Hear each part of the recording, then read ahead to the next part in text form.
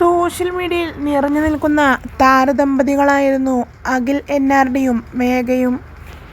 ഇരുവരുടെയും ഓരോ ചെറിയ വിശേഷങ്ങളും നിമിഷ നേരങ്ങൾ കൊണ്ട് സോഷ്യൽ മീഡിയയിൽ വലിയ രീതിയിൽ വൈറലായി മാറിയിരുന്നു. എന്നാൽ ഇപ്പോൾ ഇരുവരും തമ്മിൽ പിരിഞ്ഞുവെന്നും മേഘ മറ്റൊരാളുടെ കൂടെ ഒളിച്ചോടിയെന്നുമുള്ള വാർത്ത ഏറെ ഞെട്ടിച്ചുകൊണ്ടാണ് ആരാധകർക്ക് മുമ്പിൽ അങ്ങനെയൊരു വാർത്തയെത്തിയത്. എന്നാൽ ഇത് സത്യമായിട്ടുള്ള ഒരു വാർത്ത തന്നെയായിരുന്നു. അതിനുശേഷം ഇപ്പോൾ തൻ്റേതായ വീഡിയോസുമെല്ലാമായി മുന്നേറുകയാണ് അഖിൽ. എന്നാൽ മേഘക്കാണെങ്കിലോ സൈബർ അറ്റാക്ക് കൊണ്ട് സോഷ്യൽ മീഡിയയിൽ വലിയ രീതിയിലുള്ള കുറ്റപ്പെടുത്തലുകളും വിമർശനങ്ങളുമാണ് നേരിട്ടുകൊണ്ടിരിക്കുന്നതും.